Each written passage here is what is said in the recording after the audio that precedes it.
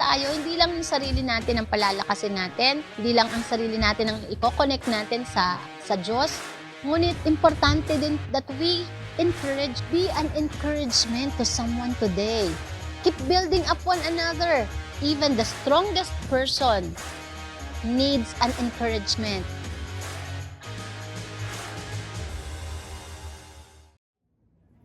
Praise God. Amen. Malakas ang palakpak sa Panginoon. Sa Diyos ang papuri, pagsamba, kaluwalhatian ng karangalan. Amen. At sa ating kalagitnaan, si Jesus lang ang ating kinikilalang Panginoon at tagapagligtas. Amen. Sino dito yung kinikilala mo si Jesus bilang Panginoon at tagapagligtas? Say Amen! Malakas na Amen. Amen. At tulad ng awit natin, sabi, kapag tinanggap mo siya, ikaw ay kanyang pinili. Di ka na mangangamba. Tayo ay anak ng Diyos. Amen. And thank God kasi hindi lang natin siya pinili, kundi tayo ay pinili niya. Amen. Sabi niya, you have not chosen me, but I have chose you. Pinili ka ng Diyos na ikaw ay maligtas. Pinili ka ng Diyos na ikaw ay maglingkod sa Kanya. And kaya nga, it's a privilege, it's a reminder to all of us na tayo po ay pinili ng Panginoon upang maglingkod sa Kanya. And are you happy for that? Amen. Masaya po tayo. It's grateful tayo na tayo ay pinili ng Diyos. Amen. Sa set up po ng government, na kingdom government, ang mga tagapaglingkod ay hindi ine-elect. Tama, hindi nagvo-volunteer, kundi pinipili ng hari. And it's a privilege to work in the kingdom. Kaya tayo ay privilege yan. Amen? No? Sabihin mo sa katabi mo, salamat sa Panginoon dahil tayo ay pinili ng Diyos para maglingkod sa Kanya. Amen? No? Kaya wala nang magre-retreat. Wala nang aayaw. Tama? Pag napagod, magpahinga.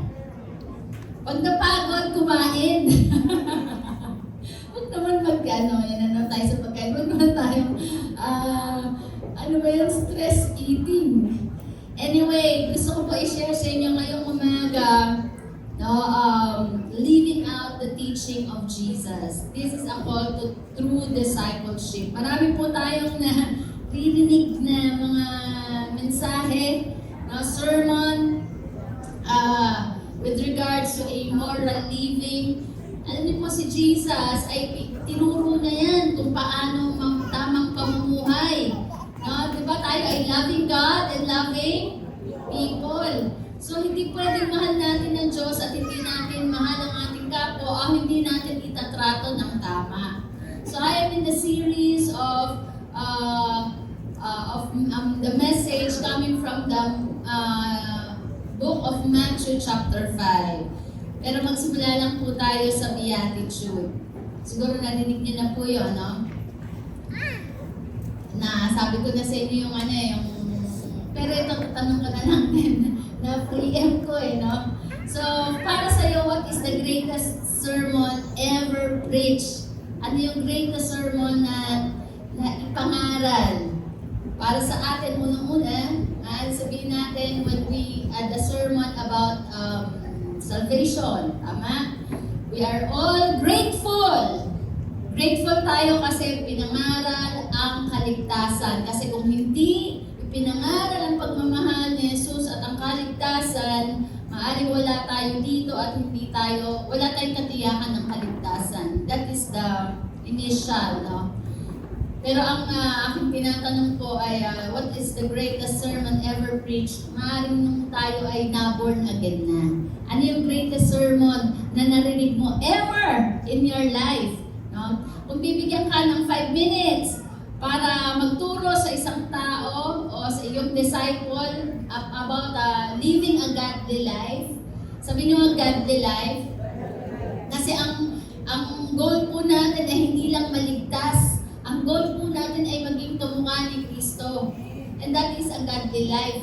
apart from Jesus Christ, we cannot have a godly life. Amen? No? So ano ang mai-share mo yan sa disciple mo kung mag-share ka ng 5 minutes about living a godly life? At kapag isa-summarize mo ang heart, if we summarize the heart of Christianity in just few sentences, ano ang i-share mo? But you know, in Matthew chapter 5, dineliver po ay pinangaral ni Jesus, widely known, alam natin ito, maaaring narinig na natin to, the Sermon on the Mount. Say, the Sermon on the Mount. Kung saan, no, nangaral sa to over 5,000 people about how to live. This message is so powerful that it has transformed hearts. Itong mensahe na to ay maraming nabago dito sa sermon na to ni Jesus. Hindi lang po ito moral values or moral rules, but it is an invitation. Say an invitation.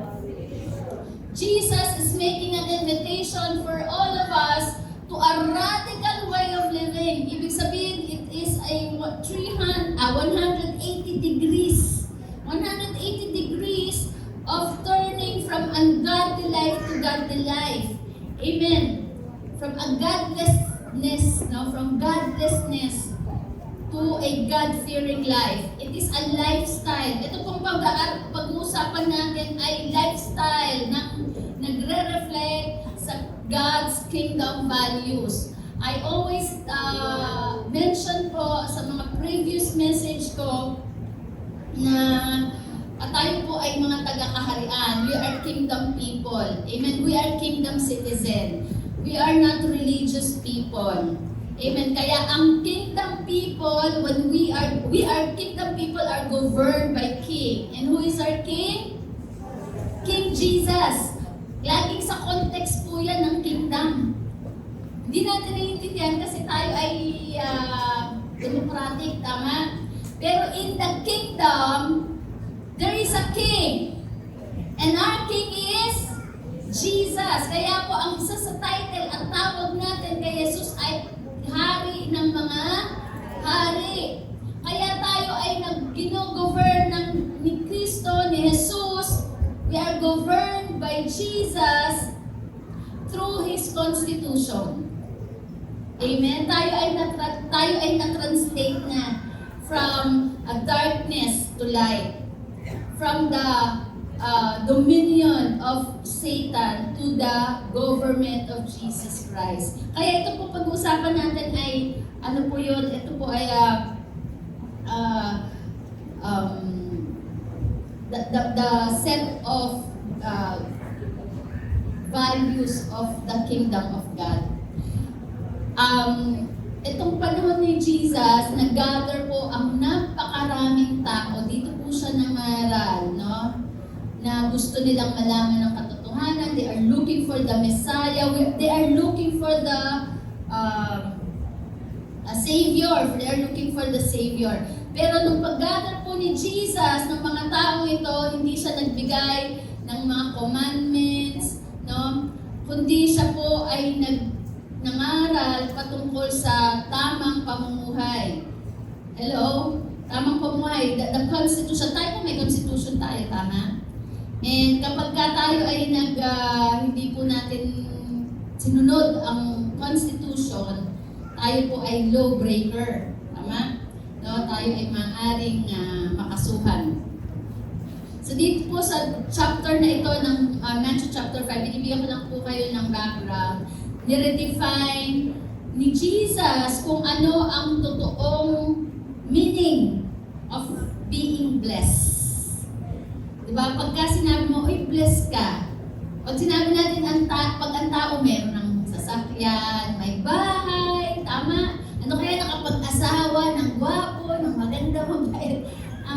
So tayo may sarili tayong definition, no? May sarili tayong definition ng blessed. Pero dito po sa pangangaral ni Jesus sa Matthew chapter 5, dinefine po ni Jesus kung ano ba ang totoong bless. Hindi yan patungkol sa marami kang wealth or about wealth. It's not having power or having a good status. But Jesus defined the truly blessed are through humility, through mercy, and purity of heart.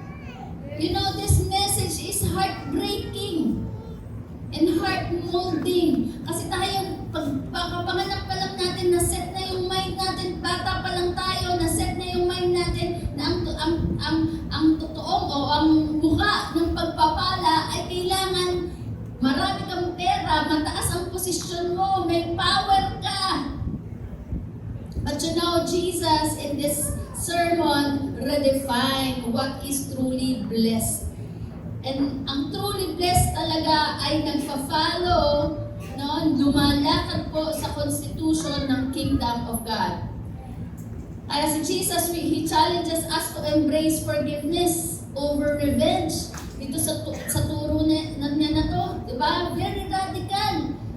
Yung panalangin mo at mahalin mo ang iyong kaaway. Eh, lalo na kung hindi nagbabayad. Di ba? Mahirap yun. May joke dyan eh. Kaya lang mahaba. Mamili ka lang. Pero tinuruan tayo na ng mundong to na huwag higanti kesa sa magpatawad. Diba? But si Jesus, He teach us to embrace forgiveness over revenge, truth over deception, and love over hatred. Mahal mo ba ang iyong kaaway? Pag tayo po ay sumunod sa constitution ng kingdom, pag tayo po ay sumunod sa turo ng ating Panginoong Yesus, tayo po ay mamumuhay ng payapa. We wanted peace, right? No, we wanted peace. But the only way for us to be peaceful is to follow the teachings of Jesus. Amen. Apart from following His teachings, we cannot have peace. Kaya nga nagkakaganito po ang mundo ay dahil sa may kanya-kanya po at sarili-sarili pong prinsipyo. Pero we need to follow the principle of God. Amen. Sa bawat turo po ni Jesus, it is calls us to higher form of faith. Say, form of faith. Sa bawat tinuturo po ni Jesus, we need to operate by faith, believing in every word that comes out from His lips. Faith is not earned. Faith not to earn miracle. Ito po ay nagre-require ng pananampalataya. Itong natin, maririnig po natin, ito ay nagre-require ng pananampalataya. Pananampalataya hindi para maka-receive ng miracle, but to bring change. Alam niyo po na kailangan din po natin ng pananampalataya, hindi lang sa panahon na kailangan natin ng himala, kundi sa panahon na kailangan nating magbago. We need also faith not just to be delivered, but to make a difference. If you want to make a difference, you need faith. Because you need to stand on the truth. Hello? And we need faith not just to earn salvation, but to reflect and manifest the heart of God.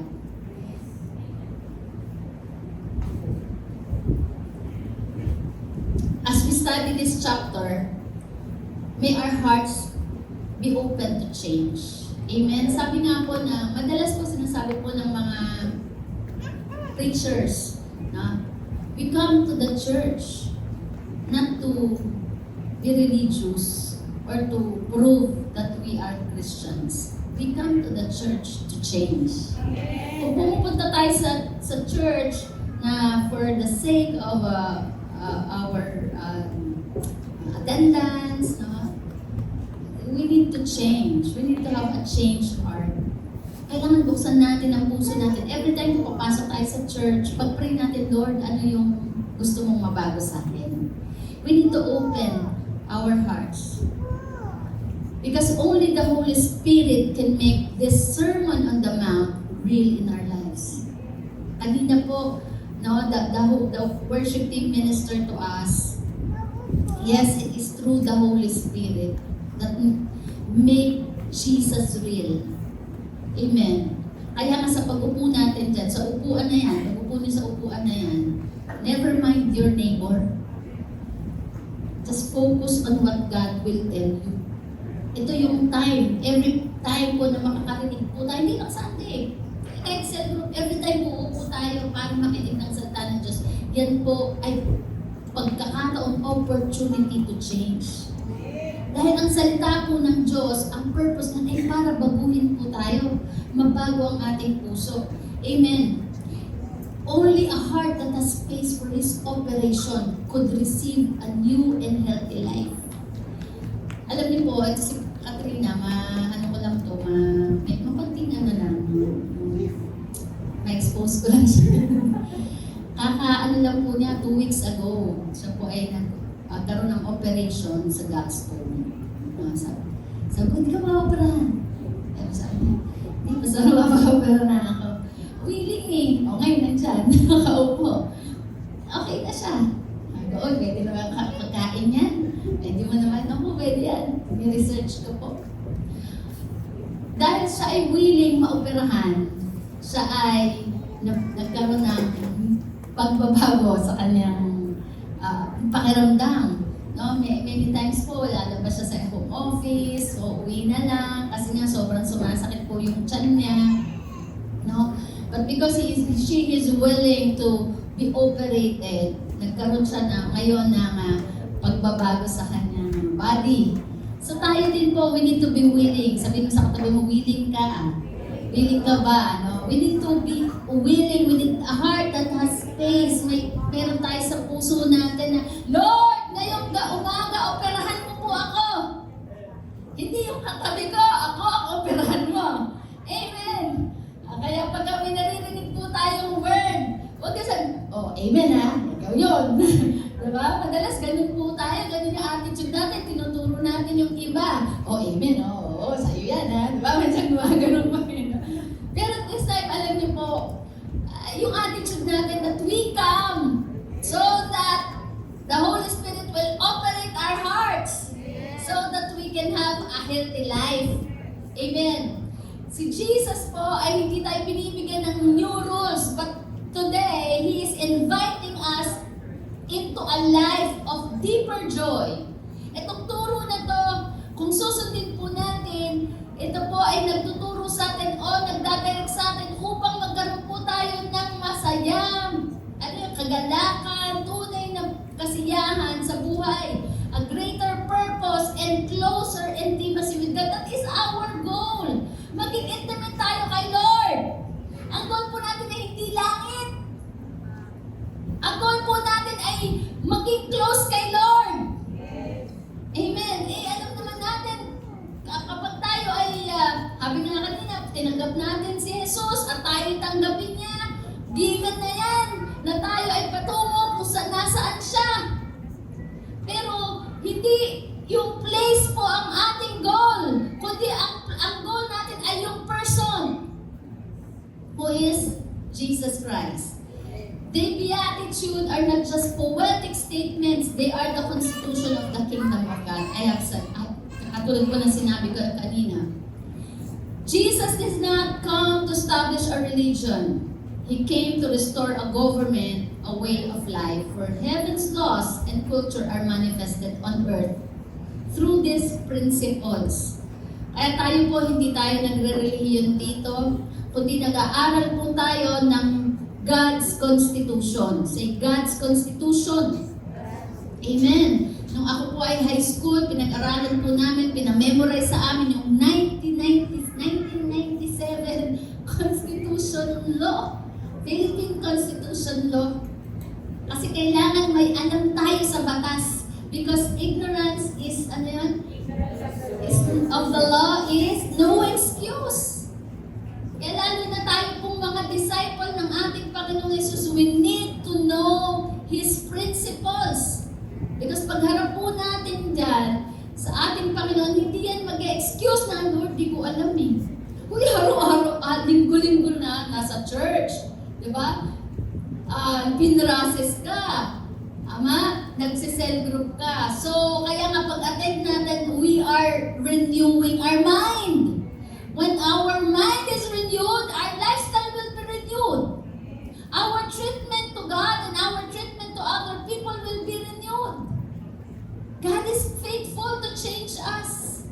Many believers try to live in the kingdom of God, holding on to the mindset of the world. Gusto natin yung blessing ng kingdom of we want the blessing of the kingdom of God, but we hold in our mind the mindset of this world. Yung alam mo yun, yung we want the blessing, but we do not want to forgive.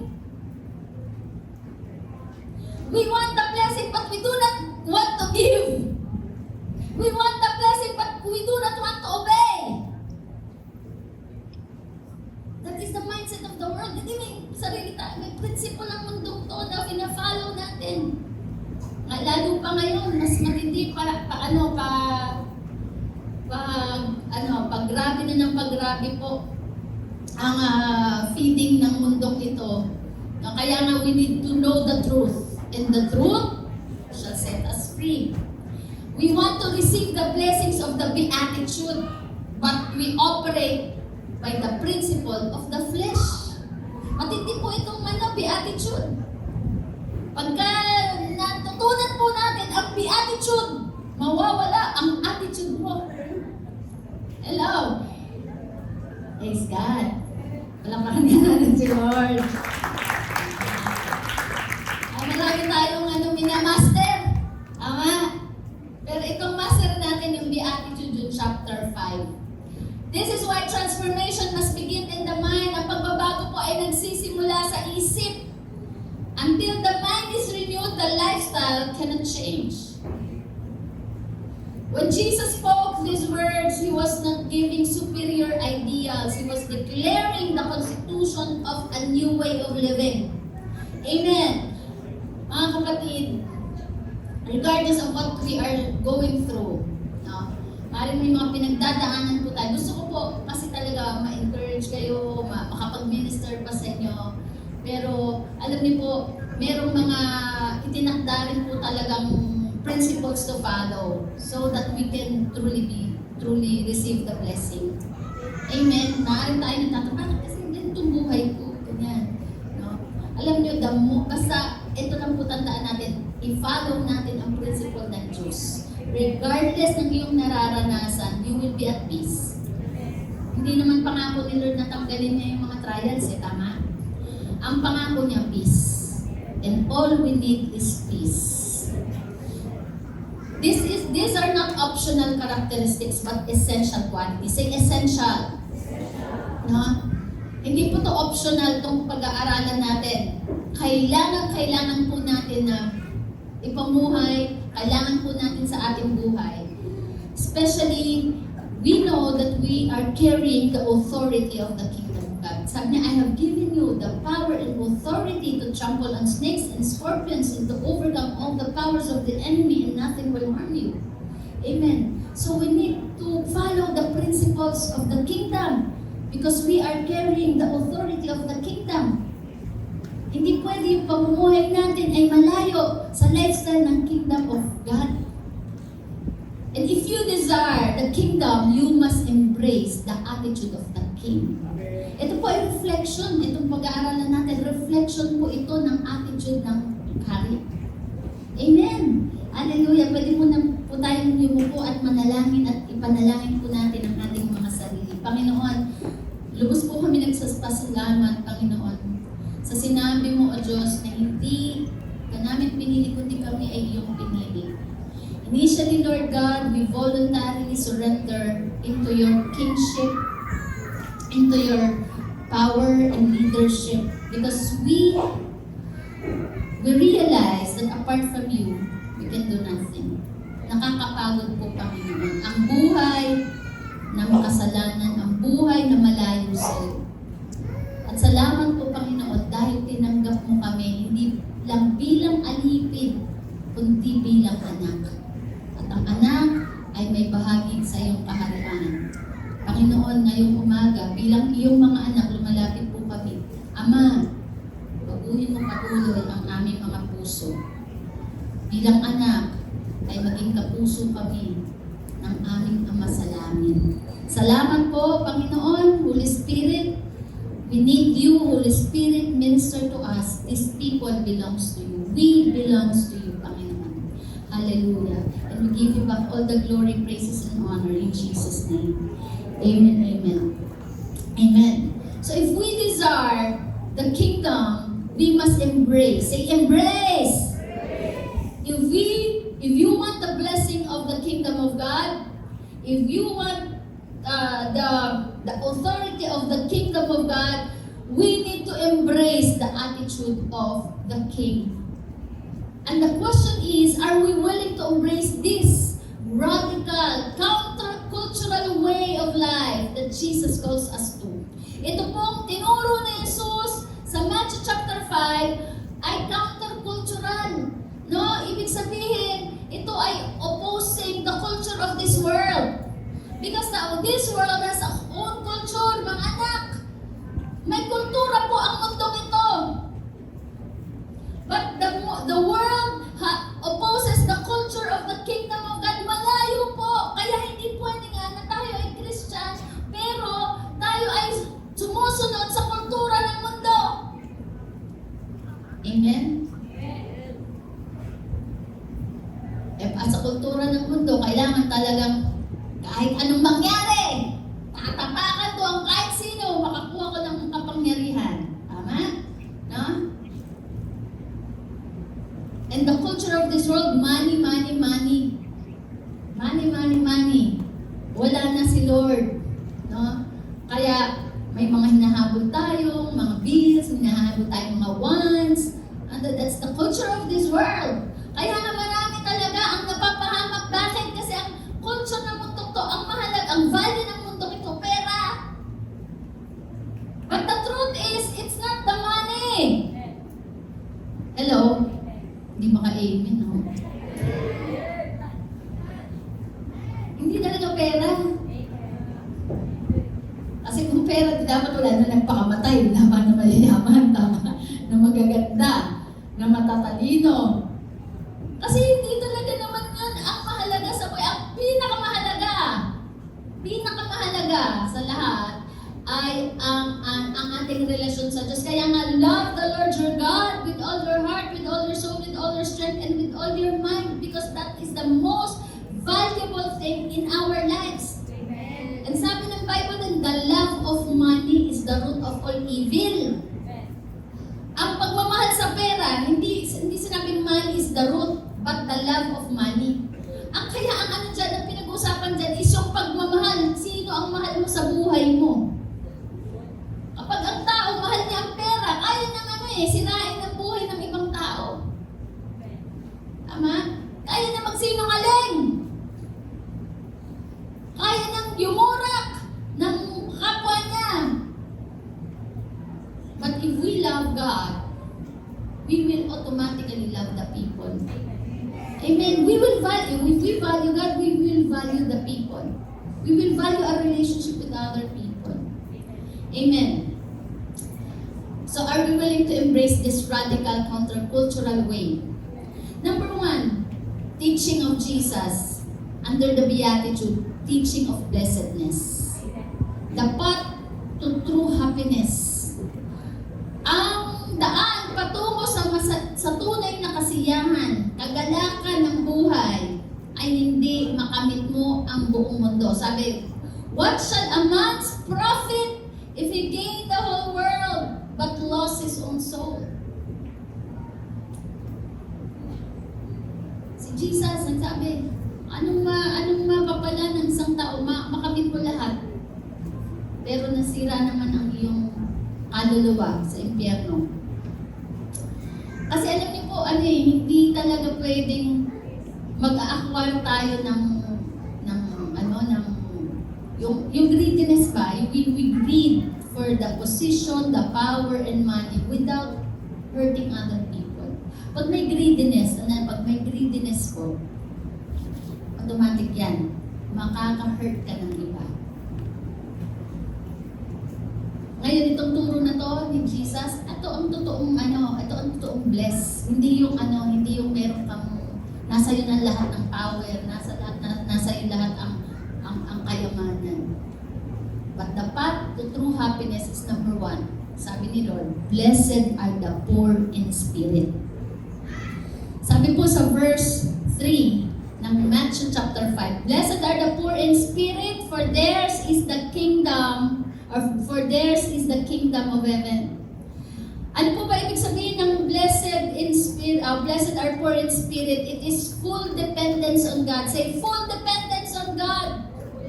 Hindi sa pera nakadepende, hindi kung kanino nakadepende, hindi sa backup kung sino mang nasa posisyon ka nakadepende. Kahit sasabihin mo, hindi ka sa magulang mo nakadepende, hindi ka sa anak mo nakadepende. Sa Diyos. Hindi sa kumbay, hindi sa kapitbahay. It is, being poor in spirit is recognizing our spiritual bankruptcy. We are bankrupt without God. Spiritual bankruptcy is first step po yan toward embracing God's kingdom. Na inaamin po natin, the poor in spirit ay, alam niyo po yung, alam natin na hindi tayo pwedeng mabuhay nang wala ang Diyos. Bankrupt tayo. Kaya hindi natin ipagmamalaki, oy, may mga anak ako, 6. Sa 6 na yan ako. Ano na ako, pensyonada na ako. Pagdating ng araw, di rin. No? Kasi kung sa tao tayo magdedepende, no? Actually, when we depend on people, we are spiritually bankrupt. Kaya kailangan sa Diyos na it is desperate need of connection to God. Amen. Kaya nga nandito. Because we admit, kaya tayo nandito, we admit that we need God. We need connection with God. Amen. It is not that I have, but what I have not is the first point of contact between my soul and God. Sabi ni Charles Spurgeon. Amen. Katulad ng isang pulubi po, ang pulubi, lalapit sa atin, di ba? Yung mga namamalimos, he is aware or she is aware of His love. He humbly seeks sustenance. Humihingi siya ng awa, humihingi siya ng limos. Tayo naman po, hindi natin kailangan maghingi ng limos sa Panginoon. Need lang po natin mag-acknowledge that we need Him and we need to come to Him. We need to acknowledge our spiritual need. Spiritual need positions us to receive God's grace no matter of our status in life. Amen. No, mabuti po na mapakinggan natin ito, maaral natin ulit, kasi kung saan ka man dali ng Panginoon, any success na dalhin ka ng Panginoon, always remember that without Him, we are nothing. Amen. We need to receive God's grace. No matter our status in life, we need God. No amount of wealth, position, or awards, popularity could make us completely 100% satisfied. Pwede yung bahay, masatisfy tayo, 50% yan. No, yung kotse, 50%. Yung pagkain, 50%. Pero not completely. Laging may kulang kapag wala ang Diyos. Amen. Pero kahit simple lang buhay natin, simple lang ang nasa hapag mo, you are satisfied. Because only God can completely 100%, say 100%, 100% only God. Ino-offer sa atin ng Panginoon ang comfort. He was revealing, He was not simply offering comfort, He was revealing the mindset. Say mindset. The attitude and the culture of those who would walk in dominion on this earth. Kaya ang mindset natin, number 1, without Him, we are nothing. Without God, we are nothing. Amen. To be poor in spirit is not to be weak. It is to be totally dependent on God. It is to recognize that without Him, we have nothing. But in Him, we possess everything. That is why kingdom belongs to such as this. Sabi, kingdom belongs to such as this. The world exalts self-sufficiency, but the kingdom exalts surrender. Amen. Kaya yung mga kingdom people, laging surrender yan kay Lord. Surrender. Kaya si Jesus, His attitude, sabi niya, not my will, but yours be done. tayo, may na mindset tayo, maaari ng mga magulang natin, mag-aral kang mabuti. Hindi ko masama mag-aral, no? Pero minsan yan ang nagiging basis para successful ka. Pero alam niyo ba, dapat ang una natin tinuturo sa ating anak, no? Magmahal ka sa Diyos. At magkaroon ka ng banal na takot sa Panginoon. Mag-obey ka sa Diyos, and then you will be successful. Hello, mga magulang, yan po at una initial na natin dapat ituro sa mga anak natin. Yung patungkol sa success, ituro po natin sa ating mga anak ay yung pagmamahal sa Diyos, pagsunod sa Diyos at banal na takot sa Diyos. Then the Bible says you will be successful. Amen? No? Mag-aaral ka, pero dapat kasama mo si Lord. Mag-aaral ka pero dapat andun yung pagmamahal mo sa Diyos. Magtrabaho ka, magsikap ka, magnegosyo ka, pero yung pagmamahal sa Diyos, yan ang primary thing sa buhay natin. Hello? So, blessed are those who are poor in spirit, full dependence on God. Amen? Pangalawa, blessed are those who mourn because there is comfort in sorrow. Sabi po sa verse 4, blessed are those who mourn, for they will be comforted. Ito pong mourning, ano sa Tagalog ng mourning? Paghihinagpis, pananangis, no? Sabi, kasi di ba parang pagka nakita natin, uy, kawawa naman, naghihinagpis, no? Broken. No? Mourning is equivalent to brokenness. But you know, there is blessing in brokenness. Because when we are broken, we will be comforted.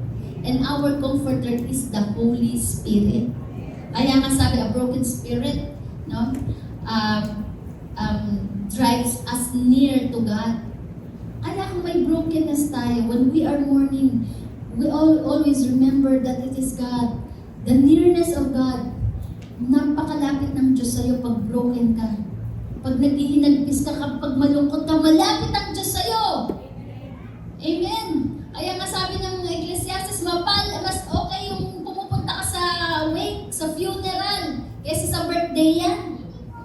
Kasi bakit doon may realization at doon may comfort? Hello? Pero di ko nung sinabi ko kayo pupunta ng birthday yan, ha? Pero sinabi lang yun ni Solomon na pagka nandoon tayo sa time ng paghihinagpis, no?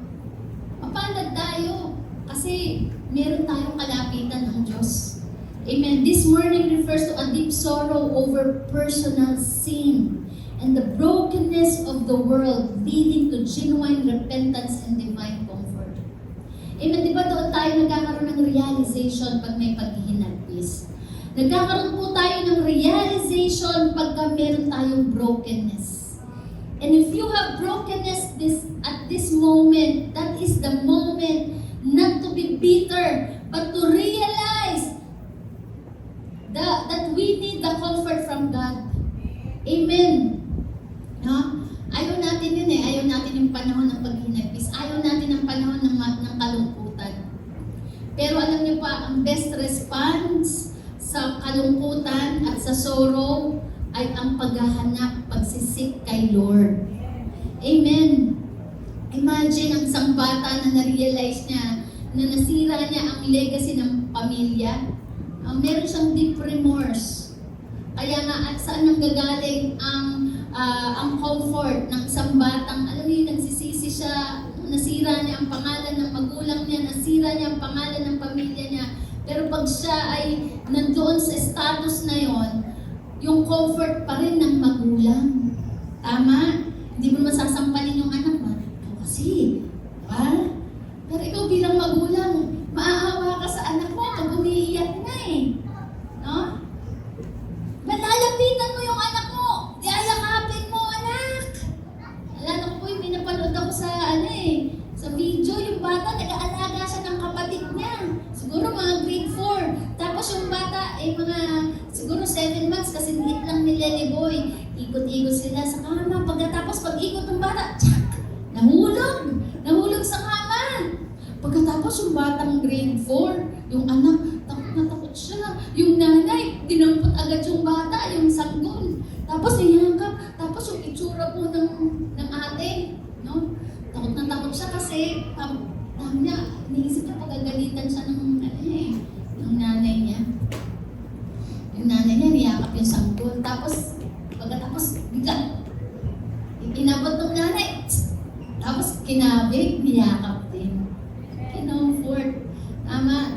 Pag sa moment po na tayo natatakot, sa moment po tayo nag-i-advise, kakabigin po ng Diyos ang tayo para i-comfort.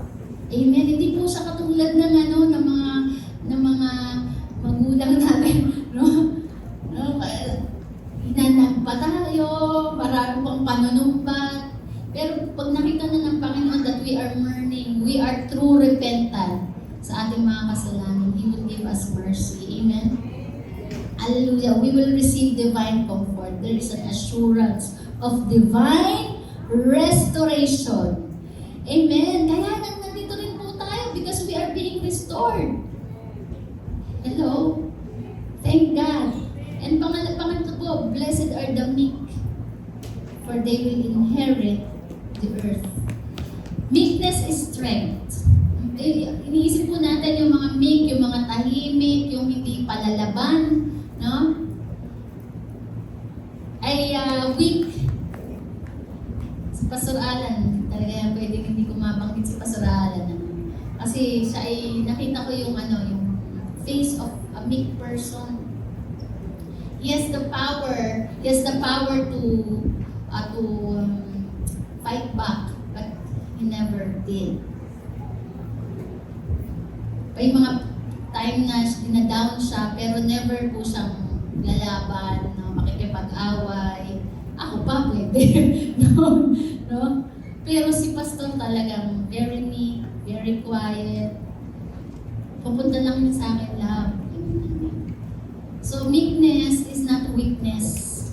Meekness is strength under control. Amen. It is alam niyo po yun, kasi minsan hindi, lumabang ka. Pagka binanata ka, banatan mo din. Diba? Ganun turo ay pagka sinuntok ka, suntokin mo din. Ay, mga siguro ganun ang orientation sa anak. Pero sabi ng Bible, blessed are the meek.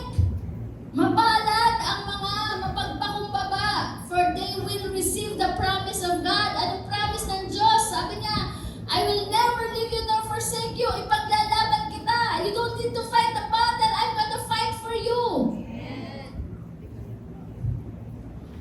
Meekness is characterized by humility and gentleness. Sabi po ni John Piper, the power to absorb adversity and criticism without lashing back. That is meekness. Yung meron kang kaya mong i-absorb yung mga nangyayaring hindi maganda sa buhay mo at yung mga criticism, di ba? Usually pag kin-criticize tayo, anong tendency? Lalaban. Lalo na yung mga Amazona dyan, di ba? Hindi ka paaapi. Di ba? But you know, meekness is the ability to absorb adversity and criticism without fighting back, without lashing back. O sige, magsalita ka, pero manda ka. Mas masakit ang respa ko. Tama ba? No? But the Bible teaches us that blessed are the meek. Mapalad ang mapagpakumbaba. Ang magandang, hindi ko makalimutan yan yung elepante. Yung elepante, ang laki-laki, di ba? Ang laki-laki ng elepante. Pero hindi mo makikita na ang elepante ay lumaban, no? Siya, tama? Nanira siya ng kapwa ng mga hayop. The elephant was so very large. Pwede ka niyang tapakan, pero tignan nyo, ang elepante, pag nilapitan mo, hindi ka kakagatin. Very meek yung character ng elepante. Meron pa isa, yung horse, kabayo. Diba yung a wild horse, natitame siya, it retains the strength. May strength pa din ang kabayo, but it is guided by its master's touch. Minsan kabayo ka ba? Diba? Meron siyang strength. Pero kapag ka siya ay nasa ilalim na ng kanyang master, siya ay nagtitame. Meek individuals submit their strength to God's guidance. Ang meek na tao, kahit anong gawin mo sa kanya, no, hindi siya gaganti sa iyo ng masama. Hindi siya, kahit sabihin mo, kahit anong sabi mo sa kanya ng masasakit na salita, hindi ka niya babalikan ng masakit na salita. Kaya nga si Jesus nung inaresto, di ba, very gentle, very meek. Hindi niya pinababa ang anghel para wasakin ang mga tao. Kaya si John at saka si magkapatid, si Andrew, kasi di ba, nung sinalubong sila ng mga tao, grabe, hiniya sila, minak sila. Tapos si Jesus hindi lumaban. Very gentle si Jesus. Sabi ni John and Andrew, Lord, papabaan mo to ng mga kidlat. Pero sabi ni Jesus, no. It is not the way. Meek individuals submit to the strength of God's guidance. We have the power to fight back, to talk back, to take revenge, but we lay down it under the hands of God. We better submit to God. Amen. Bless yung mga meek at peace yung mga meek. Hindi nagkakaroon ng kaaway. Uy, tahimik. The world teaches us the only strong survive. Sabi ng world, ang mga malalakas lang ang nagsasurvive. Yung mga aggressive, take what they want. But you know, the kingdom of God operates to the higher level. Meekness is not weakness. It is the power under control. It is knowing who you are, but refusing to use your strength to selfish gain.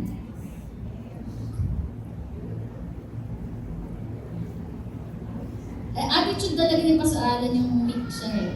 Sabi ni Papa noon, alam mo si Alan, pag pinapagalitan ko yan, kasi si Pastor Verano talagang matindi yung kamay nun, kama ko nun eh. Pag pinapagalitan ka, masakit magsalita yun. Di ba, no? Ate Arlene. Grabe.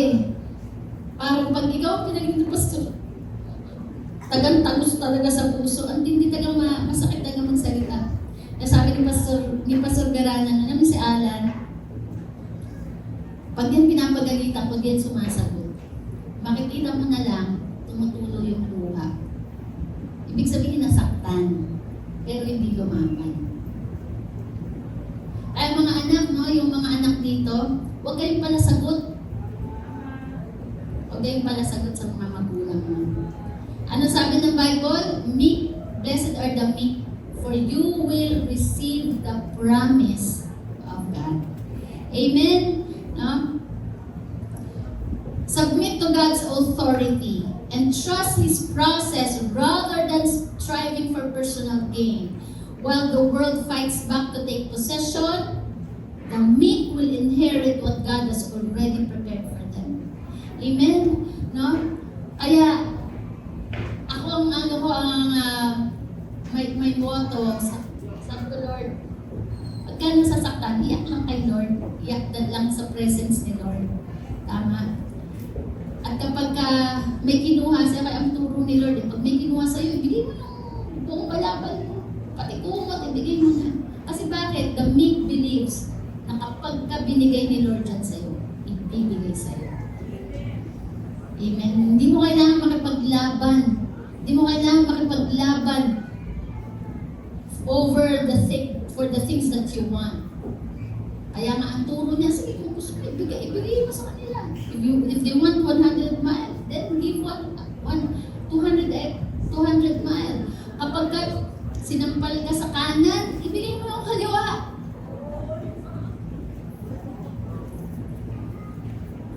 Pero hindi yan ang orientation ng mundo, diba? Pero tinuro niya ng Jesus. Pero where is Jesus now? He is in the throne. The glorious place. Amen? Hallelujah. those who hunger for righteousness, seeking God's will. Blessed are those who hunger and thirst for righteousness, for they will be filled. It is a deep yearning for God's righteousness leads to a fulfilling relationship with Him. Na ang yearning natin, ang gusto natin ay isang matuwid at maayos na pamumuhay. No?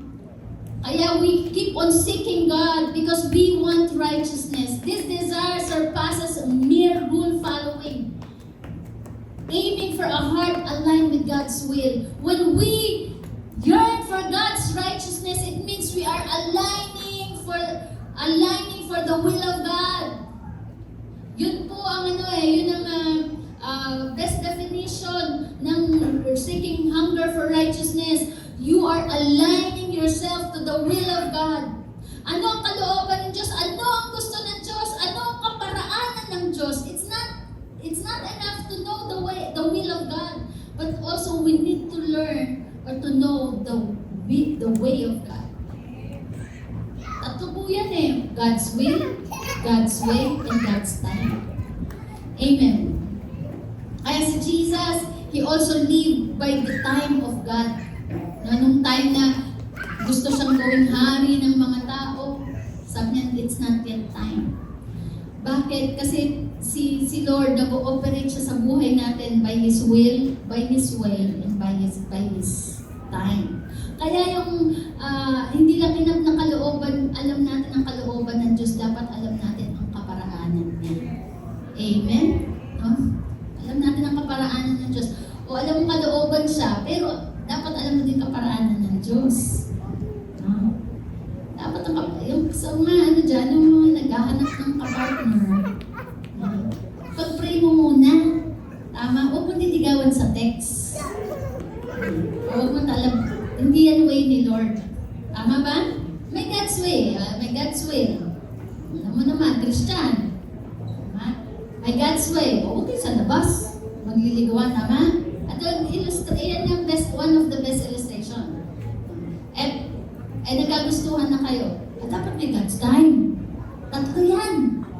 Tama? Hello?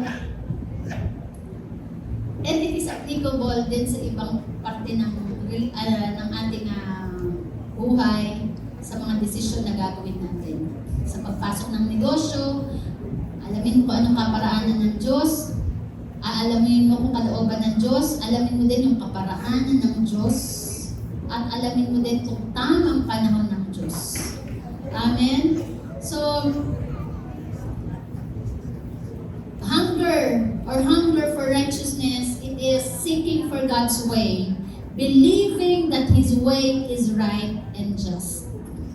Kaya kung ano man yung nangyayari sa buhay natin, believe that it is the way of God and it is right and just. Amen. Madalas humingi tayo ng katarungan,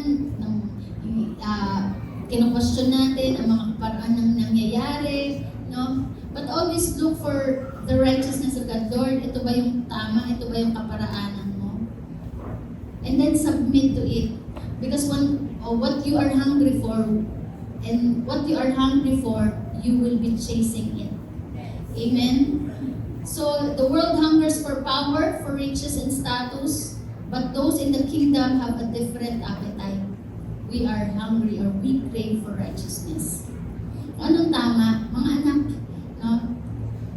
Ano yung tama? Ano yung kaparaanan ng Diyos? Minsan ini-speed up natin. Tama, yung mga lagay-lagay, tama. Hello? Always pray. Kung para sa atin yan, ibigay sa atin yan ng Diyos. Para sa atin yan, hindi natin kailangan mag-undergo sa illegal. Sabi, do not follow the pattern of this world, but be transformed with the renewing of your mind. Amen. Kaya lumalakas ang loob ng mga illegal kasi kinakagat natin. When we engage to the illegal activities, it means that we are agreeing. And we are not trusting for the righteousness of God. Amen. Kaya naman na kasi, minsan inaano po natin, kinikriticize natin, tama? Yung mga taong illegal, gumagawa ng illegal, ano pa yung mga nagre-red tape, tama? Pero tayo din naman mga taong bayan talaga ang nagre-reinforce. Bakit? Kinakagat natin. But if we pray and we ask God, Lord, kapag kalooban mo, pag para sa akin yan, then dadaan yan sa tamang proseso. Hello? Kaya lumalakas ang gawa ng demonyo, ang gawa ng kaaway, kasi nga, we tolerate it. So we lack of trust. Hello? We desire to see God's will done on earth as it is in heaven because we seek first His kingdom and His righteousness. Kaya nga, if only this beatitude will be followed by the government, no? Wala sanang kaguluhan. Sabi dyan, if we seek first His kingdom and His righteousness, we will be filled, we will be satisfied, and we will have an overflowing with the abundance of God. Kaya tayo mga Christians, we depend on God. We depend on God. We depend on His government. We depend on His supply. We depend on His provision. Hello. Yes, nandito tayo sa mundo. Mahirap nga talaga kasi nandito tayo sa mundo. May kalakaran, parang meron ng sistema ang mundo ito. Pero kaya ka nga nandyan eh. Kaya tayo nandito eh. Kaya sabi ni Lord, ikaw ay asin. Tayo ay asin at ilaw ng mundo ito. Eh, ang hirap sumunod eh. Kasi nga, andyan na yung sistema sa gobyerno, andyan na yung sistema sa mga department. Eh, paano pa natin i-resist yan kung tayo ay susunod sa kanila? Hello? Kaya sabi niya, no, we are ready to punish every act of disobedience once our obedience is complete. Malalabanan lang natin ang act of evilness and disobedience if our obedience to the principle of God is complete. And blessed are those who hunger for righteousness, for they will be filled. Panglima na ba? Blessed are the merciful. It is extending the grace to others. Blessed are the merciful, for they will be shown mercy. Extending mercy reflects an understanding of the mercy we have received from God. We extend the mercy to other people. Bakit? Kaya natin magbigay ng awa sa kapwa natin dahil tayo mismo nakareceive tayo ng mercy from God. It is a cycle of compassion that enriches both giver and the receiver. Galing kay Lord ang mercy, binigay sa atin, and then we will be merciful to other people. It becomes a cycle. Kaya nga, pag ikaw ay kingdom people, if you're a kingdom citizen, maawain ka. Maawain tayo, nagiging maawain tayo. Kaya nga sabi niya, Lord, dun sa Lord's Prayer, Lord, forgive us as we have forgiven our debtors. Kaya tayo natututong magpatawad kasi tayo ay pinatawad. Kaya tayo naaawa sa ibang tao, nagkakaroon tayo ng awa sa kapwa natin kasi nakareceive din tayo ng awa mula sa Diyos. A debtor forgiven of a vast sum chooses to forgive those who indebted him, mirroring the mercy shown to him. Amen. No? Kapag pinag-aralan po natin ito ay totally opposite dun sa sistema ng mundong ito. Kaya merong worry kasi puro revenge, no? Puro palaban. Pero itong beatitude po ay nag-display ng pagmamahal sa kapwa. Dahil si Lord to eh. Ito tinuro ni Jesus siya to eh. Ito yung kanyang karakter. Naging maawain ng Diyos sa atin. Amen? No? Naalala ko lagi, ito sinabi ni Jesus na yung may utang sa kanya, yung may utang isang master, may utang. Sabi ng slave, patawarin mo ako, bigyan mo ako ng panahon para mabayaran ko. Sabi ganon. O sabi, sige. Di na kita pakukulong ha. Bigyan kita ng time para mabayaran mo. Pagkatapos, nung umalis na siya, pagdating niya, yung kapwa niya alipin, nakita niya, uy, may utang ka sa akin, nagbayad ka. Humingi ng awa sa kanya, hindi niya pinagbigyan, pinakulong niya.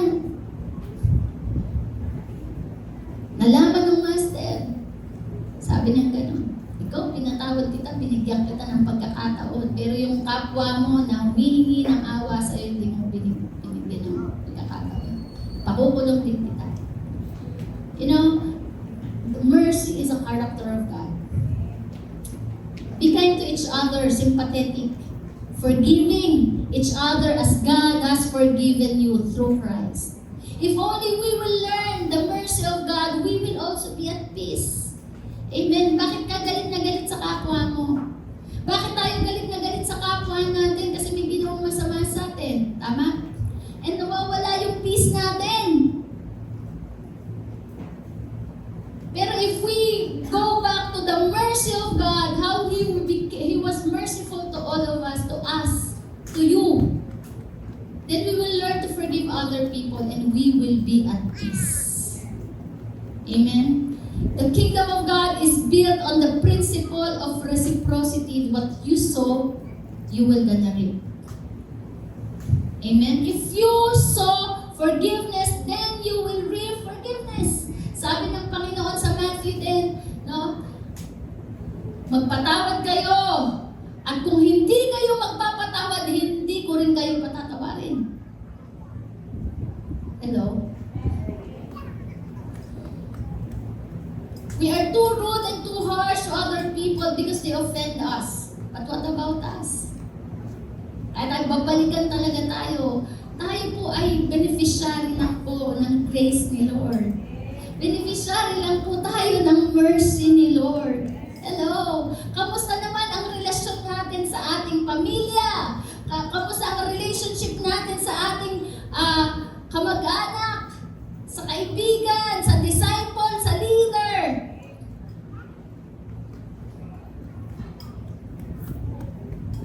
Hindi tayo nagpapatawad, hindi lang dahil sila'y nagmakaawa, kundi nagpatawad tayo dahil naaalala natin na tayo ay kinaawaan din. Amen?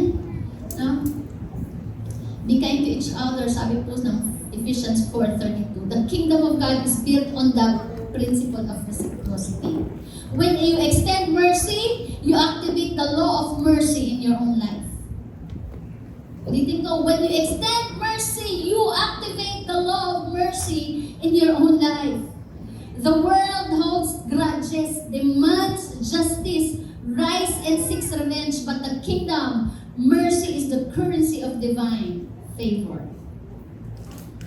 Ulitin ko po, kingdom, in the kingdom, mercy is the currency of divine favor. If you want the favor of God, then be merciful to other people. Hello?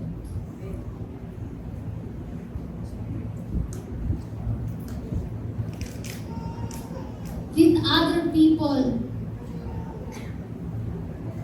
as you, sabi ni Jesus, treat other people as you want to be treated. Do unto others what others want to do unto you. Amen. Pang-anim, blessed are the pure in heart. They are experiencing God's presence. Mapalad ang mga malinis ang puso, for they will see God. Amen. Dito po sa pinag-aaralan natin, wala dito yung blessed are those who have high position, power, right? Wala dito yung blessed are those who have a lot of money. Ano po ang dinidil dito ang puso? Blessed are the pure in heart. Purity of heart involves an undivided devotion of God. It is not religiosity, but it is undivided devotion to God, leading to a clearer perception of His presence and work in our lives. Amen. Purity is not about religious performance. Ulitin ko po, purity is not about religious performance. Hindi yung palagi tayo nakita sa church, mas masok tayo sa church, no? Gumagawa tayo ng mga religious activity, but it is about the heart. Say heart. Heart that is undivided in its pursuit of God. Purity is pursuing God in a constant manner. Kahit ano pang nangyayari sa buhay mo, you are seeking God. You are undivided na devotion mo kay Lord. It is pure, it is not being perfect, but it is the constant seeking of His presence. The world is full of distractions, temptations, and compromises, but those whose hearts are fixed on God will see Him move in ways others cannot. Amen. They will discern His voice, recognize His presence, and walk in His power. Kaya yung mga pure in heart, it's not being perfect, but it is an undivided love, undivided devotion, valuing God. Amen. Blessed are the peacemakers. Sabi niyo, peacemakers. Peacemakers, sabi, will be called God's children. Ito po madalas kong ini-emphasize.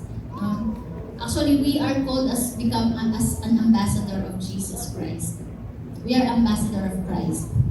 As peacemakers, we actively seek reconciliation and harmony. It embodies God's desire to unity among His creation. Peacemaker, it means nire-reconcile mo. No? Nire-reconcile mo yung magkaaway. Hello? Halimbawa, yung mag-asawa, yung biyanan, dapat peacemaker ka. Magbatiin mo yung, magbatiin mo yung mag-asawa, yung anak mo, tsaka yung manugang mo. Wag ka, gagatungan. Hello? No? Kasi ang mga peacemaker, walang hidden agenda yan. Kasi pag peacemaker ka, ang gusto mo lang, mag-unite, magkaroon ng maayos na relationship. Tama? Pero tingnan mo mga troublemakers, may hidden agenda yan eh. Selfish agenda. Pero mga peacemaker, nagre-reconcile. Amen. Kahit na ikaw lapitan ka pa, nang sinusumbungan ka, ito ganito po si ganito kasi no? Tumatayo ka para magbati. Tama? Nilalagyan mo sila ng, nilalagay mo binibigyan mo ng, tawag dito, nalimutan ko na eh. Dami na kasing ineksyon sa akin, nanganak ako eh. Anyway, inilalagay mo yung side niya, saka yung side niya. Tama? Tapos pinagbabati mo. Hindi yung ginagatungan mo. Tama? You are a peacemaker. You know, there is a difference between peacekeeper and peacemaker. Ang peacekeeper, they avoid conflict. But peacemaker, confront division. Dito, ang peacekeeper, ayaw niya ng conflict. Pero ang peacemaker, kino-confront niya yung division. Yung pag-aaway. No? Kaya, sa pamilya, dapat may peacemaker. Pag may peacemaker sa pamilya, hindi lang yan mananahimik. No? Peacekeeper ka lang yan, mananahimik ka. Ayoko masangkot dito. Baka magdamay ako, mananahimik na lang ako. Pero ang peacemaker, pag may gulo, tatayo siya. Wala siyang kakampihan. Magsasalita siya para ma-reconcile. Hello? Wala siyang sisisihin. No? Wala siyang papanigan. Gagawin niyang pagbabatiin. Iko-confront yung division with the authority of the kingdom. Kaya nga pag Christian ka, peacemaker ka. Pag nasaan ka man, sa pamilya mo, sa eskwelahan, sa trabaho, you are a peacemaker. Because peacemaker bring reconciliation where there is strife. They bring unity where there is division. And the presence of God where there is chaos. Nagsasalita sila. They do not just speak peace, they establish it. Wow. Ang peacemaker, ini-establish niya yung kapayapaan dun sa lugar na yun. Ayaw niya ng divided ang kanyang pamilya. Ayaw niyang divided ang relationship. Ayaw niyang divided ang church. Ayaw niyang divided ang government. Hello? Sabi mo sa katabi mo, you are a peacemaker. Blessed are the persecuted. They stand firm in faith. Sino dito yung pinipersecute? Di ba patingin natin, pinipersecute. Madalas po mga kabataan ay lumalapit sa akin. Pastora, umiiyak. Umiiyak yung mga bata. Ilang bata, ilang young people na po lumalapit. Umiiyak. Ay sabi ko, hindi nagsasalita. Pastora na. Titignan ko lang sa mata. Sabi ko sa kanya, pinatitigil ka na, no? Pinatitigil ka na ng magulang mo, no? Tapos tulungan mo yung luha. Sabi ko, congratulations. Dahil dadaanan talaga yan at sumusunod kay Kristo. Kasi pag hindi ka persecute, ibig sabihin wala kang nakikita. Walang nakikita sa'yo. But when the people started to persecute you, it means you are with Jesus. Kasi itong batang to, talagang very devoted na siya kay Lord. Nag-devotion, na training, talagang naglilingkod kay Lord, dancer, dancer. Very active sa cell group. Hindi lang naman, meron din teacher. Mga umiiyak. Sabi ko sa kanya, congratulations, dinaanan ko na din yan, dinaanan na yung maraming leaders. Sabi ko, it only means that you belong to Jesus. You are aligned to His purpose. Sabi, blessed are those who are persecuted because of righteousness, for this is the kingdom of heaven. Amen? Kasi ito yung mundo, yung, alam mo yun, yung pag ang anak nasa inuman, nasa tambayan, tama? Hindi pinipigilan, ba't mo magawa din? Yan na, sige na. Pero pag nasa church na, ba't naman lagi ka nasa church? Ang ginagawa sa church. Diba? Ganun naririnig natin. Lola ko ganun eh. Puro ka pastor, puro ka pastor. Sabi ng lola ko, pastor ka ng pastor. Ano yun? Ano mangyayari sa isa church? Hindi ka pa ng pera. Ganun eh. Diba? Lagi pera. Lagi pera. So, persecution. Kasi may nakikita na sa iyong devotion eh. May nakita na sa iyong commitment. May nakita na sa iyong involvement sa work ni Lord. Kaya may persecution. So, enduring persecution for standing with Christ is a mark of true discipleship. But it has a promise of eternal reward. Kaya kung ikaw ay pinapersecute today, when you are experiencing persecution from your family, from your friends, from your workmates, congratulations! Dahil kaisa ka na ni Kristo, that is a mark of true discipleship. It means you are truly following Jesus. Pag nakarinig ka na grabe, lalagpas ka na sa langit niyan. Ayan na. No? Yung pagka narinig mo na, parang wala akong nakikita pagbabago sa iyo ah.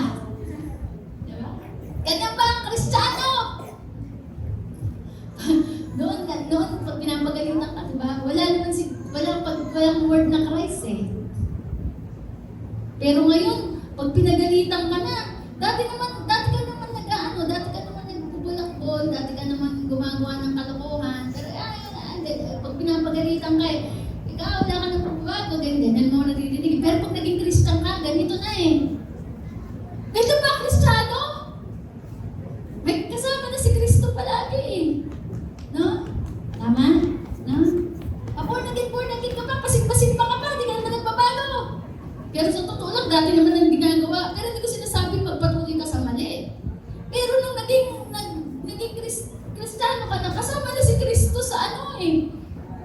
sa pagalit eh. Nadadamay si Kristo. Sabihin, piniprosecute ka na. Pero hindi ko sinasabi, excuse yan. Ha? So, the kingdom is not always easy when you stand for righteousness. You will face opposition. Hindi madali ang pagiging Kristiyano. No, naalala ko po nung tayo nasa Kogyo. May church tayo dun eh, nasa Pasabero. Meron tayo din yung mga ano, di ba? Binabato po yung church natin dun. Binabato. Gustong ipasara yung church natin doon sa Kogyo. E naalala ko din po, nung time ng birthday ni Pastor Alan, no, nag-happy birthday tayo dito. Grabe. Nung mga unang taon po natin dito, nung unang taon po natin dito sa church, talaga, grabe po yung ano, yung katok dito, kalabog po dito. At tapos ilang barangay po pumunta sa atin. Puntahan tayo ng barangay. No? Meron po minsan pinuntahan po ako ng magulang, kasama yung bag. Sabi, dito na, titira ang anak ko, pa! Sabay ano, tapon ng bag eh. Ilang mga magulang na po ang kinaharap din ng mga leaders. Ha? Pero the mark of true discipleship is persecution, that's part of it. Kaya huwag kang magpatinad, sabi ko sa kata mo, huwag kang magpatinad. Ha?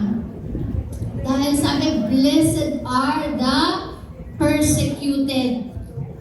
Amen. When you walk in truth, you will encounter resistance, but the opposition is proof that you belong to a higher kingdom. The reward is not the approval of men, but in the eternal inheritance of the King. Amen? No? We are not here to please men, but to please God. We have the approval of God. Kaya yung mga persecuted dyan, mga pinipersecute, just continue. You have the approval of God. Amen? So the Beatitude reveal the character of those who belong to God's kingdom. Ano-ano ulit yon? Basahin po natin. Number 1, blessed are the poor in spirit. It means we need God. Blessed are those who mourn. Kaya kung broken ka ngayon, you will receive comfort. You will experience the nearness of God. Blessed are the meek because they will inherit the promises of God. Amen. Hindi mo kailangan makipag-away, makipaglaban. Ibibigay sa iyo ng Diyos yan para sa iyo. And blessed are those who hunger for righteousness, for they will be filled. Amen. Sa tama lang po tayo, sa paraan tayo ng Diyos, hindi sa paraan ng mundo. Blessed are the merciful, for they will receive mercy. We extend grace to other people. Kaya yung mga maawain, no, yung mga maawain, ikaw din ay kaawa ng Diyos. Pakikinggan ka ng Diyos. Pakikinggan ang iyak mo. Pakikinggan ng Diyos ang iyong mga panalangin. Bakit? Dahil mababa ang puso mo. Para sa mga nangihina, para sa mga nasasaktan, para sa mga nagkakamali. Amen? No? Blessed are the pure in heart, for you will see God. Blessed are the peacemakers, because you will become children of God. Blessed are the persecuted, because of righteousness, for yours is the kingdom of God. And that is a true blessedness, life that is blessed. Amen? Totally opposite to the ways of the world. We will follow the ways of God. We will follow His principle. Ang kabuuan po niyan, itong turo na to, si Lord ang ating sandigan.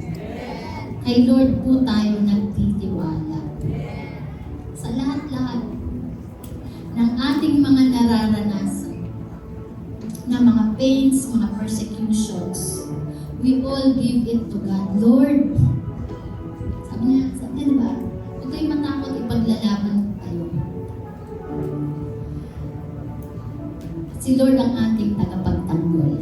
Sabihin mo sa katabi mo, si Lord ang tagapagtanggol. The Beatitudes makes it clear that kingdom principles are in complete opposition to the worldly values. Ang sabi ng mundo, self-exaltation, but the kingdom says, be humble. Be humble. The world values material success, but the kingdom values righteousness. Amen?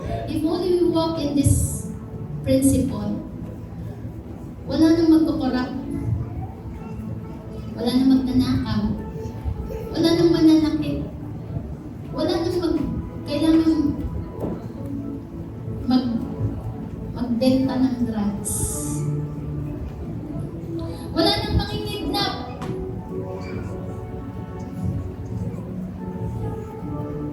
The world promotes revenge, but the kingdom operates mercy.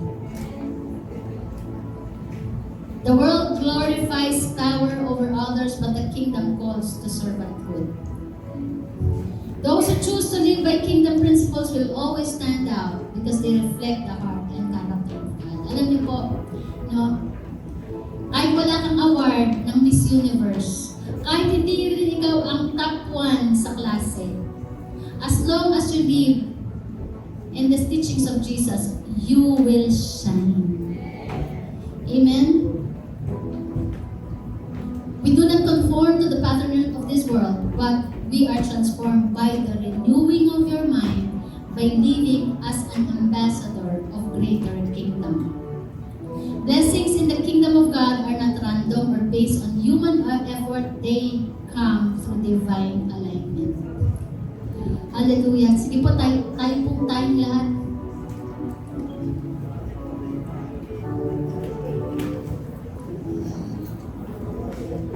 Alin ka dito? Alin sa mga to, sa 8 ito, ang ina-apply mo sa buhay mo?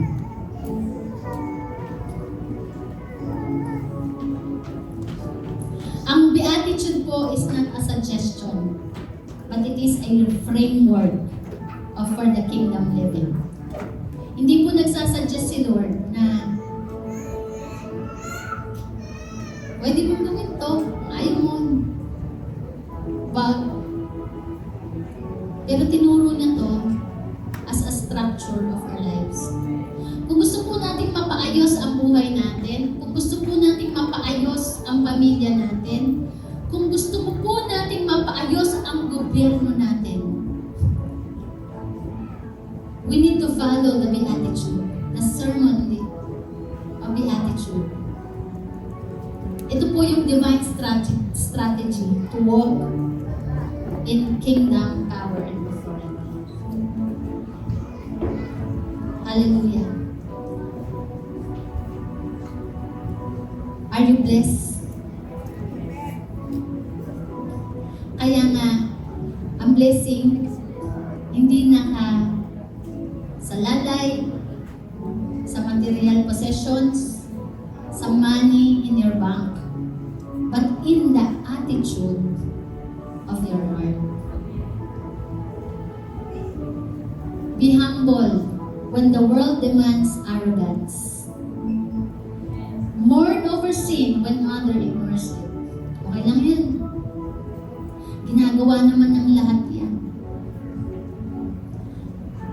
But every time that you commit sin, you are broken.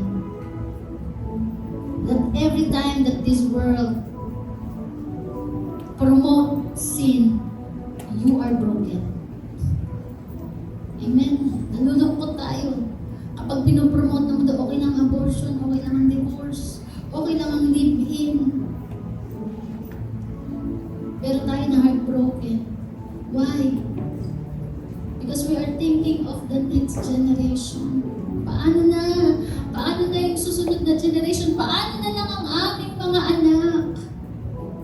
Kung ganito na ang magiging sistema ng mundo, our hearts are broken. We show mercy when others seek revenge. Amen.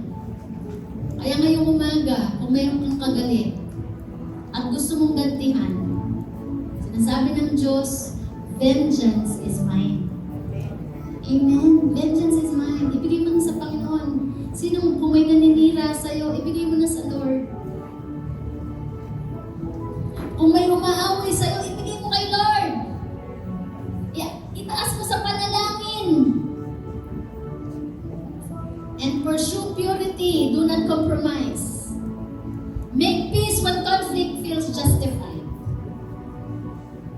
Make peace. Amen. Hindi tayo ang panggagalingan ng trouble, hindi tayo ang panggagalingan ng chismis, hindi tayo ang panggagalingan ng paninirang puri. Hello? But we will be the one to promote peace. We will promote other people. Ano ibig sabihin ng promoting other people? Tignan mo kung ano maganda sa tao, yun ang ipagkalat mo. Pagpangit, huwag mo ipagkalat. Pagpangit, kausapin mo. Yun ang maging attitude, yun ang attitude ng mga taga-kaharian. Hinahanap mo yung maganda at yun ang pinapromote mo. Kapag pangit, kinoconfront dinidilian personal. Ang dami na nga problema ng mundo dadagdagan pa natin. Tama? Kapag ganda attitude natin, unang-unang gaganda buhay mo. Pangalawa, pamilya mo. And you will be attractive. Yung mga taong laging naninira, ina-avoid yan eh. Ayaw mong kasama. The people will avoid you. Because people are seeking peace. Madami ng problema ng tao, huwag na natin dagdagan. Tama ba? So we will be peacemakers. Hallelujah. Pag alam natin na hindi ka bubuti, ikasisira ng relasyon, ikapapangit ng trato, huwag na natin sabihin. And if our hearts are pure, kung gusto talaga natin, pag concern talaga tayo, punta tayo, lapit tayo sa Kanya, kapatid. Nasasaktan ako sa ginagawa mo. Hindi maganda yung ginagawa mo. So you are reconciling. Hindi natin multiply ang negative. Tama? Multiply natin good news. Say good news. We will multiply the good news. We will multiply the good things. Sabi nga ng iba, we will multiply the good vibes. And we will also endure insults and rejection for His name's sake. Kakambal na po natin ang persecution bilang disciple ni Jesus. Kaya huwag ka nang magtaka kung ikaw ay pinapersecute sa pamilya mo o ng mga barkada mo. Ibig lang sabihin, naka-align ka na sa kalooban ng Diyos. Amen? Hallelujah. Sige po tayo manalangin at magpasalamat sa Panginoon ngayon. Lord, maraming salamat po. Because your ways are not our ways and not the ways of this world. Tinuturuan mo po kami, Panginoon, kung paano magtitiwala sa iyo sa pamamagitan ng pamumuhay sa tamang kaparaanan. Lord, una po sa lahat, humihingi po kami ng tawad. Kung kami ay nagkakaroon ng question sa mga pinagdadaanan namin. Lord, patawarin mo po kami na minsan nagiging cause ng aming panghihina at pag-retreat ng aming pananampalataya. Ang mga nararanasan namin dito sa mundo. Lord, sinabi mo, in this world you will have tribulation. Because in this world we do not belong. Lord, we focus on you alone. We focus on you alone. At Lord, kahit ano man sabihin pa ng ibang tao, magpapatuloy po kami. Amen. Hallelujah. Sige, taas mo kamay mo if you experiencing persecutions, ang panghihina, no? You are mourning, you have trouble right now, may brokenness sa life mo.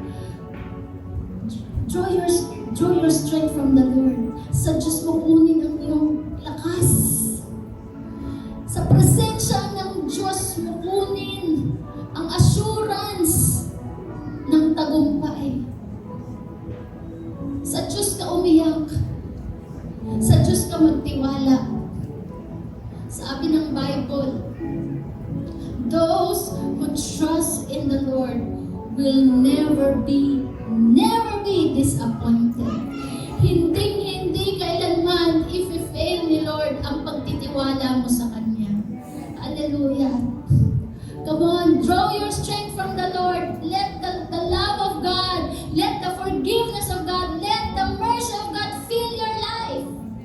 Hayaan mo na yan ang mag-overflow sa buhay mo so that when we face the challenge of this world, we will be able to give what is from the kingdom of God. Amen? Hallelujah. Lord, salamat po, Panginoon. There is an assurance of victory.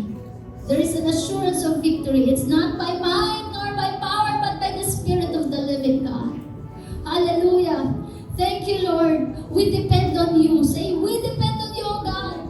Sa aking kalagayan ngayon, I depend on you, Lord. Hallelujah. Sa persecution, Lord, ngayon, magpapatuloy ako, I depend on you, O God. Sa brokenness ko ngayon, Lord, I depend on you, O God. Come on. Thank you, Lord. Thank you, Lord. Kaya mga kapatid, ang goal natin is the nearness of God, the presence of God. Lord, more of you, more of you, more of your presence, Lord. More of your presence in our lives. Lord, yan ang magsasatisfy, yan ang magfulfill ng aming buhay.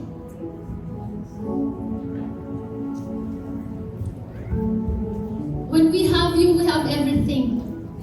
When we have your approval, we are complete. Lord, we want your approval. Sino gusto approval ni Lord? Lord, we want your approval.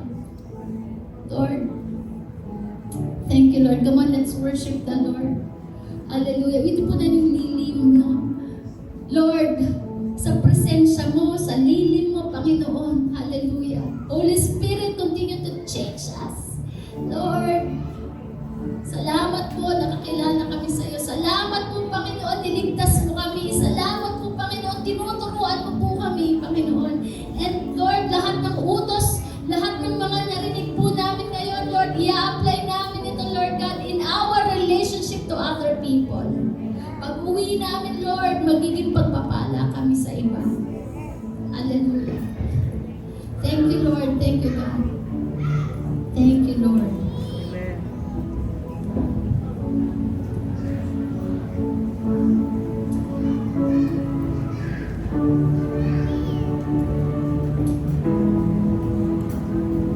Thank you for your mercy. Thank you for your grace.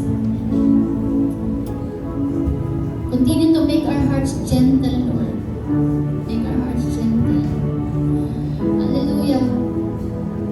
Yung mga nahihirapan, yung mga pinagdadaanan, hayaan mo marinig ni Lord ang iyak ng puso mo. Gawin mong lakas si Lord.